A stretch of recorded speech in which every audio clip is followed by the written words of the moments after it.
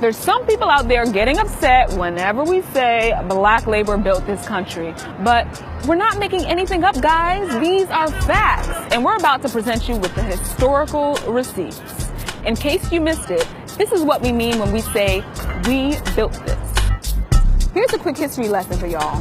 The first slaves were brought to the U.S. in 1619. Their job was simple: to make white settlers money. Slaves grew tobacco, rice, and indigo on the plantations of the southern coast. Now, fast forward to the late 18th century, cotton was king, and the U.S. was making stacks of cash on it, especially with all that free labor. Over 600 million, or just about half of the country's economic activity in 1836, came directly or indirectly from cotton. Cotton-producing slaves were just 6% of the population, but created almost half of 1 year's economic activity. We spoke with Professor Edward Baptist, the author of The Half Has Never Been Told. That 6% figure is specifically the enslaved Africans and African Americans who were in the cotton-producing regions. We're looking at like South Carolina, Georgia, Mississippi, Alabama, Louisiana. Talk about being critical to a nation's economy. I guess you can imagine some sort of science fiction world where this didn't happen, but this is what did happen. Slave labor built the U.S. And their contributions weren't limited to the South. A little bit north in D.C., there's the White House. We built that. I wake up every morning in a house that was built by slaves. If you doubt our forever First Lady's words, the White House Historical Association spells it out pretty plainly.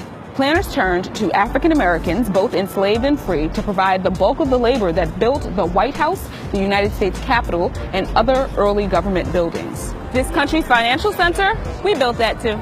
Wall Street earned its name because enslaved Africans built a wall to protect Dutch settlers from raids in 1653. This wall ran from river to river. Slaves built the roads, the docks, and most of the big-time buildings in the area that would soon become New York City. And railroads, slaves did that. North America's 4 major rail networks all own lines that were built and operated with slave labor. Before the Civil War, nearly every rail line east of the Mississippi River and south of the Mason-Dixon line was constructed or run at least partly by slaves.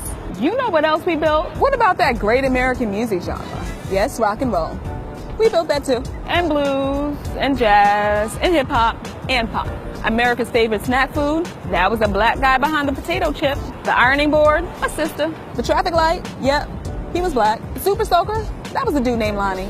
He's black too. And the person who invented the technology responsible for the caller ID and call waiting, her name is Dr. Shirley Jackson. And yes, she's black. Clearly, there isn't enough time to go through all of the ways black people have built this country. They're vast.